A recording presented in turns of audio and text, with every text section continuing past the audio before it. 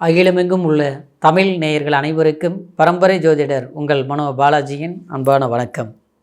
மகர ராசியில் பிறந்த அன்பர்களுக்கு செவ்வாய் பகவானுடைய பெயர்ச்சி. செவ்வாய் பெயர்ச்சின்னு இது சாதாரணமாக சொல்ல முடியாதுங்க. இது பஞ்சமகா புருஷ யோகங்களிலே ருச்சக யோகம்னு ஏற்படுத்தக்கூடிய இந்த செவ்வாய் பகவானுடைய பெயர்ச்சி உங்களுடைய ராசியில் தாங்க உச்சமடைவார். அந்த மாதிரி ஒரு அற்புதமான அந்த ருச்சக மகா ராஜயோகம் ஏற்பட போகுதுங்க. இந்த காலகட்டம் மகர ராசியில் பிறந்த அன்பர்களுக்கு எப்பேற்பட்ட ஒரு சௌபாகிய அமைப்புகள், உங்களுக்கு ஒரு சுவாரஸ்யமான சிறப்பம்சங்கள் இந்த செவ்வாய் பகவான் ஏற்படுத்தி கொடுக்க போகிறார் அப்படிங்கிறத பற்றி தாங்க இந்த பதிவில் இப்போ நம்ம பார்க்க போகிறோமுங்க. ஃபஸ்ட் டைம் பார்க்குறவங்களா இருந்தீங்கன்னா சப்ஸ்கிரைப் பண்ணி பெல் பட்டன் அழுத்தி ஆல் ஆப்ஷன் கொடுங்க. மகரம் மகிமையான ராசி, மகர ஜோதி மாதிரி வெளிச்சம் தரக்கூடிய ராசி. அதனால தாங்க செவ்வாய் பகவான் உங்களுடைய ராசியில் உச்சமடைவார். காலபுருஷ தத்துவத்தில் 10ஆவதாக வரக்கூடிய ராசிங்க. அது தை மாதம் உங்களுடைய ராசியில் செவ்வாய் உச்சமடைகிறாருங்க. மகர ஜோதி சூரியனும் அந்த இடத்துல வந்து உட்கார்ந்துருப்பார். ஆமாங்க, இது மகர ராசிக்காரர் அவ்வளோ சாதாரணம் கிடையாதுங்க. உண்மையிலேயே நீங்கள் பெண்ணாக இருந்தால் ஆண் மாதிரி தைரியசாலியாக இருப்பீங்க, துணிச்சலாக இருப்பீங்க, யாருக்கும் பயப்பட மாட்டீங்க. நம்மக்கிட்ட நேர்மை இருக்குது, நாம் எதுக்கு பயப்படணும் அப்படின்னு நினச்சி எதிர்த்து நின்று போராடி ஜெயிக்கக்கூடியவங்க. ஆனால் நேர்மையான வழியில் தான் போவீங்க. குறுக்கு வழி பிடிக்காது. அடுத்தவங்களை கெடுத்து நம்ம நல்லா இருந்தால் போதும்னு நினைக்க மாட்டீங்க, சரிங்களா? ஆனால் ஒரு தப்பு நடந்தால் தட்டி கேட்குறது இந்த மகர ராசிக்காரர் தான். உழைப்பு மேலே ரொம்ப ஆர்வம் வச்சுருப்பீங்க. சிலர்லாம் பார்த்தோம்னா கவர்மெண்ட் உத்தியோகத்திலேயே இருந்தால் கூட நேர்மையாக இருப்பீங்க. நேர்மையான அதிகாரிகள் சொல்கிறோம் இல்லைங்களா, அது நீங்கள் தான். அரசியல் இருந்தாலும் வாழ தெரியாமல் வாழுவாங்க. எப்படின்னா சம்பாதிக்க தெரியலம்பாங்க. இல்லை, தெரியும், ஆனால் பண்ண மாட்டீங்க. அது மட்டும் கிடையாதுங்க. நீங்கள் வந்து ஒரு குடும்பத்து மேலே ரொம்ப பொறுப்பாக அக்கறையாக இருந்து நேர்மையான வழியில் ஒழுக்கமான முறையில் வழி நடத்துவீங்க. அதில் மகர ராசிக்காரர் ரொம்ப இருக்கும். ஆனால் கடுமையான போராட்டங்களை சந்தித்து இந்த 7.5 வருஷம் எவ்வளோ கஷ்டப்படக்கூடாதோ மனிதன், பணத்துலேயும் சரி, குடும்ப ரீதியிலையும் சரி, அன்பானவர்கள் அதாவது ஃப்ரெண்ட்ஷிப் பழக்க வழக்கத்துலேயும் சரி, பிரயாணத்தில் நஷ்டங்கள், ஆரோக்கியத்தில் கஷ்டங்கள், ஆப்ரேஷன் அறுவை சிகிச்சை, இடப்பெயர்ச்சி, இது எல்லாமே மகர ராசிக்காரர் அனுபவிச்சிருப்பீங்க. இந்த நேரத்தில் பார்த்தோம்னா இந்த செவ்வாய் பயிற்சி பார்க்கும்போது உங்களுக்கு ருச்சக மகா யோகங்கிறது இந்த ஜனவரி மாதம் 2026 அதாவது 16ஆம் தேதி, அதாவது அன்னைக்கு விடிய காலையில், சரிங்களா? அதே மாதிரி விஸ்வாச வருஷம் தை மாதம் 1ஆம் தேதி உலக தமிழர்களின் பாரம்பரிய தினமான தைப்பொங்கல் திருநாளில், அதாவது அன்னைக்கு நைட்டு இந்த செவ்வாய் பெயர்ச்சி ஏற்பட போகுதுங்க. இது ருச்சக மகா யோகம். அப்போது உங்களுக்கு ஒரு பலம், ஒரு வலிமை, ஒரு அதிர்ஷ்டம், தன்னம்பிக்கை, விடாமுயற்சி எல்லாமே ஏற்கனவே எடுத்ததெல்லாம் விட்டுருக்கேன். ஆனால் இப்போ உங்களுக்கு அந்த எடுத்த முயற்சிகளால் சக்ஸஸ் அடைய போகிறீங்க.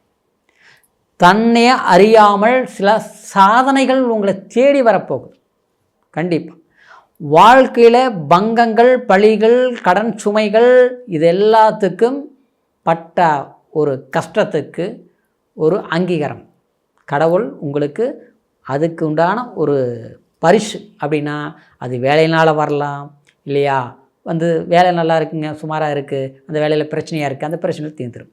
புதுசாக ஒரு வேலை தொடங்கணும்னு நினைக்கிறீங்களா? கண்டிப்பாக தொடங்கலாம். அது மட்டும் கிடையாது.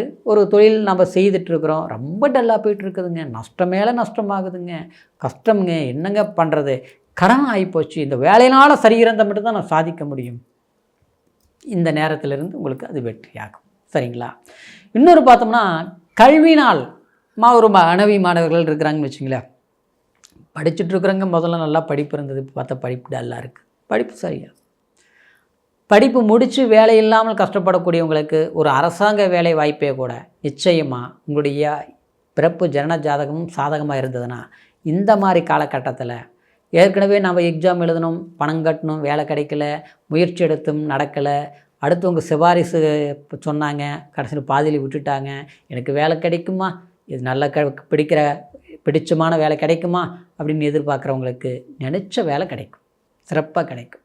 அப்புறம் சிலர் வந்து ஒரு கம்பெனியில் வேலை செஞ்சிட்ருக்குறோம், நமக்கு இருக்கிற திறமைக்கு தகுந்த மாதிரி இல்லைங்க, படிப்புக்கு தகுந்த மாதிரி வேலை இல்லை, படித்தது ஒன்று இப்போ சம்மந்தமில்லாத வேலை செஞ்சிட்ருக்கிறேன், அது பார்த்தாலும் அலைச்சலாகவே போயிட்டுருக்குது, ஒரு இடத்துல நிரந்தரமாக இல்லை, போகும்போது வேலை நல்லா இருக்குதுங்க, ஆனால் போன பிறகு பார்த்தோம்னா ஏதாவது ஒரு பிரச்சனை வந்துடுது, அப்போ அங்கே வேலை இல்லாமல் போகுது, இல்லையே இடம் மாற வேண்டிய சூழ்நிலை வருது, இப்படிலாம் போயிட்டே இருக்குதுங்க.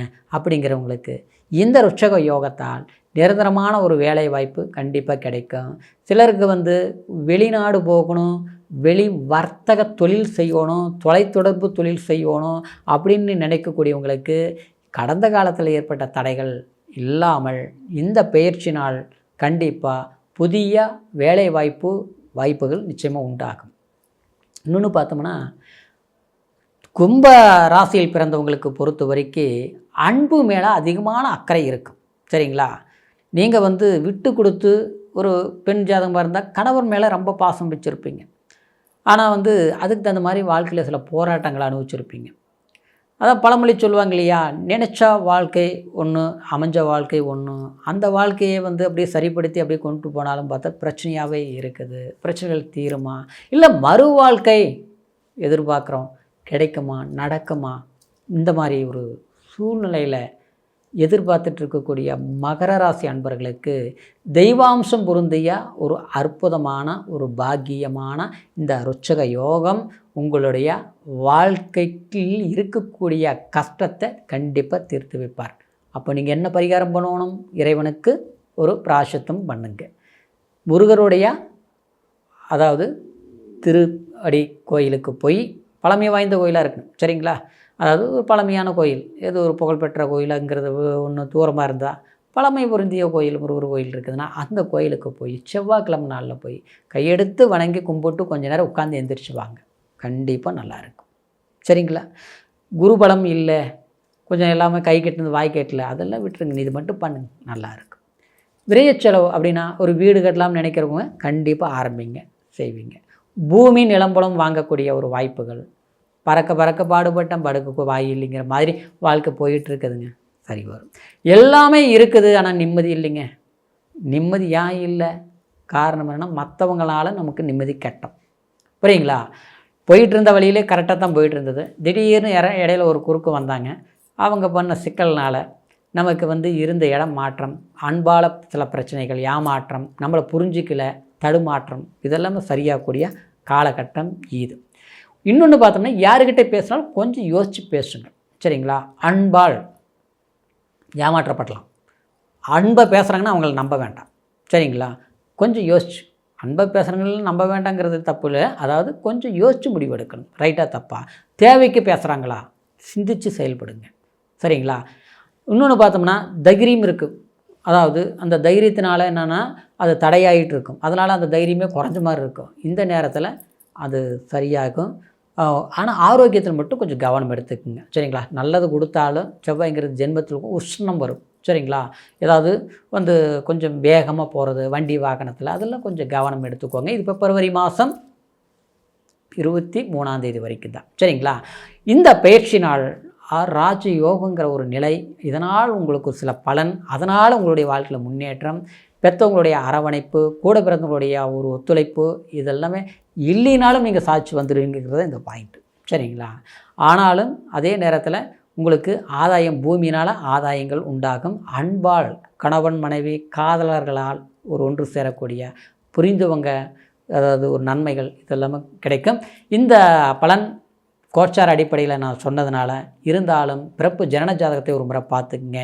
ஏன்னா ஜனன ஜாதகம் தான் உங்களுடைய லக்னம், தசாபுத்தி, உங்களுடைய செவ்வாய், இந்த உங்களுடைய ஜாதகத்தில் இந்த செவ்வாயுடைய பலம், யோகமாக அதிர்ஷ்டமாக எந்த மாதிரி ஒரு அமைப்பில் இருக்குதுங்கிறது உங்களுடைய பிறப்பு ஜனன ஜாதகத்தை பார்த்து தான் முழுமையாக தெரிஞ்சுக்க முடியுங்கிறதுனால, உங்களுடைய ஜாதகத்தை நம்மக்கிட்ட பார்க்கணும்னு நீங்கள் விரும்புனீங்கன்னா கீழே இருக்கிற நம்பருக்கு ஃபோன் பண்ணி உங்களுடைய date of birth, time, place மூணையும் தெரியப்படுத்தி பொறுமையாக இருக்கக்கூடிய நேரத்தில் அருமையாக உங்களுடைய ஜாதக பலன்களை கேட்டு தெரிஞ்சுக்கிட்டு, ஏதாவது சந்தேகங்கள் இருந்தாலும் அது தெளிவாக கேட்டு தெரிஞ்சுக்கலாங்க. தெரிஞ்சுக்கிட்டு புதிய முயற்சிகள் எடுங்க. அது வாழ்க்கையாக இருந்தாலும் சரி, திருமணமாக இருந்தாலும் சரி, தொழிலாக இருந்தாலும் சரி, பிரயாணங்கள் ரீதியிலேயே எடுக்கக்கூடிய முடிவுகளாக இருந்தாலும் சரி, உங்களுடைய ஜாதகம் சாதகமாக இருக்குதான்ட்டு தெரிஞ்சுக்கிட்டு முயற்சி எடுங்க. உங்களுடைய வாழ்க்கையில் அற்புதமான வளர்ச்சி இந்த ருட்சக யோகம் அமோகமான சக்ஸஸ்ஃபுல் காலமாக இருக்குங்கிற ஒரு வாழ்த்துக்களோட அடுத்த பதிவில் சந்திக்கிற வரைக்கும் நன்றி, வணக்கம்.